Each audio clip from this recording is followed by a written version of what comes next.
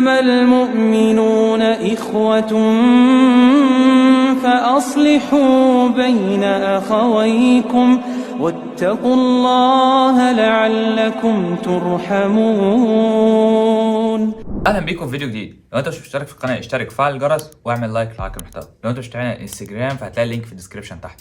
الاسبوع ده هننزل اسك على الانستجرام، وده علشان ميعاد الفيديو بتاعنا السنوي قرب، والفيديو ده بيكون في اخر اسبوع في السنه الميلاديه. كل اللي احنا هنعمله ان احنا هنستقبل اسئلتكم على الانستجرام، فيلا بينا نبدا. يلا بينا.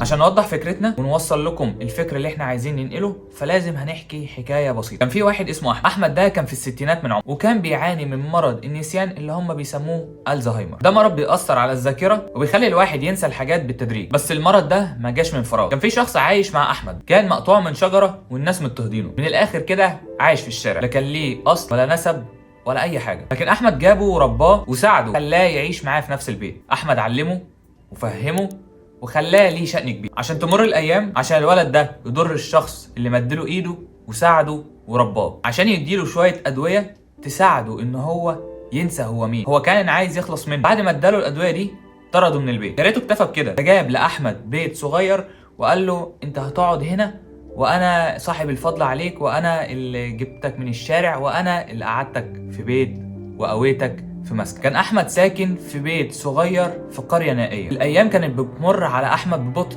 تخيل انت قاعد لوحدك في مكان ما تعرفش حد فيه وانت بتنسى انت مين اصلا. النسيان بدا عنده يزيد تدريجيا، عشان بتكون في لحظات اصلا ما بين الوعي والنسيان الكامل، هو مش فاكر حاجه. انا بقولك ده بينسى نفسه. زي ما قلنا مع الوقت بدا احمد ان هو ينسى اسمه وعنوانه او اي حاجه اصلا متعلقه بيه. كان في جاره اسمها فاطمه، شافت ان احمد ده راجل كبير في السن وصعب عليها، فقالت انها تساعده من باب بر الجار. كانت فاطمه بتهتم باحمد جدا وبتزوره كتير، كانت بتساعده في حاجته اليوميه وبتشوفه لحد ما يكون بخير، عشان يجي يوم من الايام وتحصل حادثه غير متوقعه، عشان فاطمه تتصاب في حادث ويضطر ان هم ينقلوها المستشفى عشان تغيب مده عن احمد. ما كانش في حد قادر ان هو يهتم او يرعى الراجل المسكين ده، محدش كان حاسس بيه وهو بيحس بالزعل وبالارتباك. بعد مده لما رجعت فاطمه من المستشفى لقيت ان احمد اصلا نسيها، اللي هو انت مين؟ طبعا فاطمه اتصدمت، اللي هو ازاي ده انت جاري وكنت بعتبرك زي ابويا وانت مش فاكرني. طبعا انت كمستمع دلوقتي مستني ان اقول لك ان فاطمه ساعدت احمد،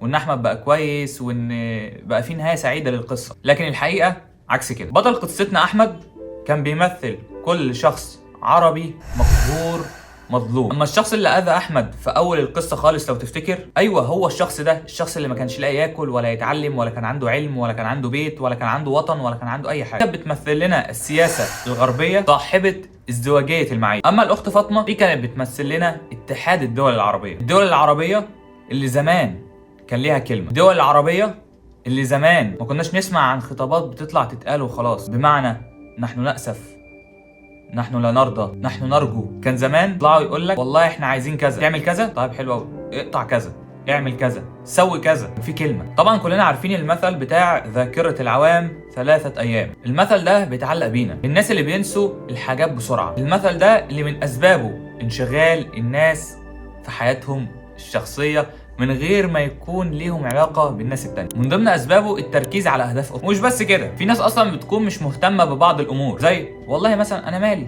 ده مشكلتك انت، روح حلها مع نفسك، او ان الحاجه دي ملهاش اهميه كبيره عند الشخص ده. ايه يعني كام واحد يموت كده؟ مش هكلمك واقول لك عن فلسطين وان القتل والضرب لسه ما انتهوش وان المقاطعه المفروض مستمره. بكلمك عن ده لان ببساطه محدش بقى مهتم، خلاص بقت حاجه يوميه روتينيه.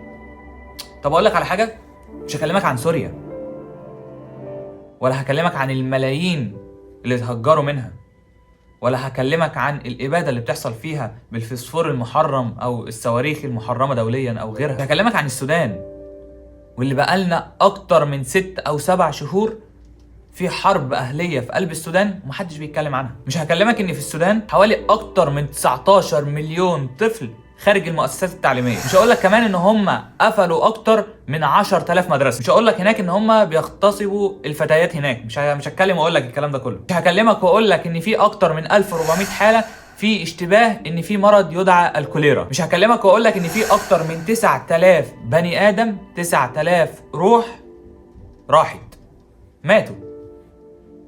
هتقول لي طب دول دفعوا ثمن ايه؟ هقول لك ولا اي حاجه. مش هقول لك ان في اكتر من 5.6 مليون سوداني اتشردوا سواء داخل البلاد او خارجها. مش هكلمك عن اليمن، او مش هكلمك عن الدول اللي هي طبعت، ومش هكلمك اكتر عن اطول شجره كريسماس في العالم او فين هتتنور فين، ومش هكلمك عن الكلام ده. مش هكلمك عن اكبر احتفاليه لراس السنه هتبقى فين. انا مالي؟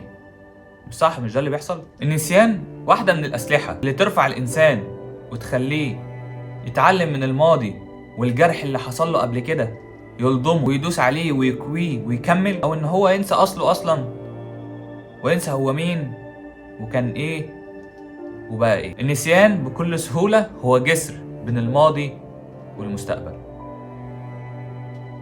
فشوف انت كنت ايه وعايز تبقى ايه. وبس كده، دي كانت نهاية الفيديو. معاكم محتوى، متنساش تعمل لايك. نشوفك الفيديو الجاي. سلام.